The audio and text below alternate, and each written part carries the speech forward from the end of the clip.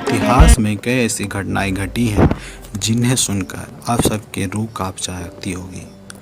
ये कहानी भारत के सबसे लंबे रेल ब्रिज की है, जहां एक हादसा हुई थी और हादसे में कोई नहीं बच पाया था। आप सब कहीं न कहीं इस ब्रिज का नाम सुना ही होगा। इस ब्रिज का भारत के साथ साथ विश्व में भी मशहूर है। हम इस ब्रिज का पावन नाम से जानते हैं। इस ब्रिज की लंबाई 2.6 किलोमीटर है।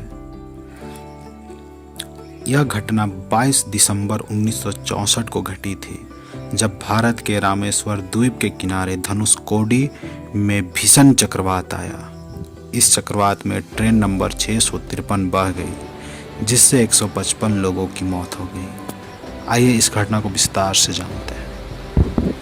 जब धनुषकोडी भारत के तमिलनाडु राज्य के पूर्वी तट पर स्थित है, उस समय इस जगह की खूबसूरती देखने लायक थी, लेकिन कुदरत की कुछ और ही मंजूर था।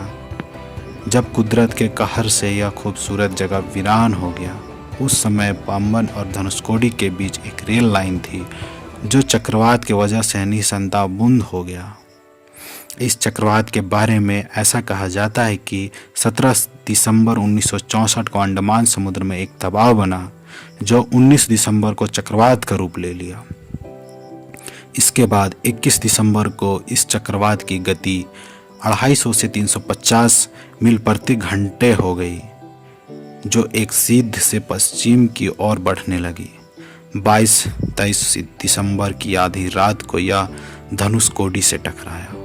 उस समय समुद्र में लहरें तकरीबन 24-25 फुट ऊंचाई उठ रही थी।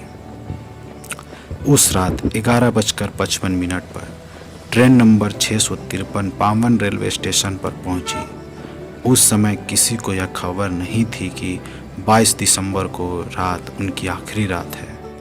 जब पाम्बन से ट्रेन 115 लोगों को लेकर आगे की ओर रास्ते में जा ही रही थी कि चक्रवात ने तांडव मचाना शुरू कर दिया। इसके बाद जब ट्रेन धनुषकोडी से 200-300 यार्ड्स पीछे थी, उस समय ट्रेन ड्राइवर ने चक्रवात से ट्रेन को बचाने की पूरी कोशिश की, लेकिन वह इसमें सफल नहीं हो पाया।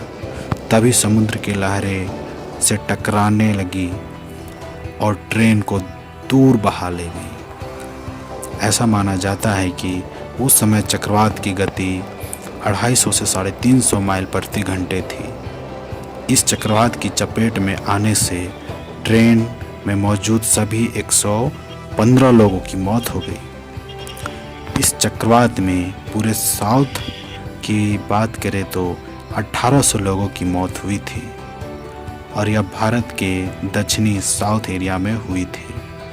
हम इसको एक मैप में देखते हैं कि यह पाम्बन स्टेशन कहाँ पर है, जैसा कि मैप में आप देखिए।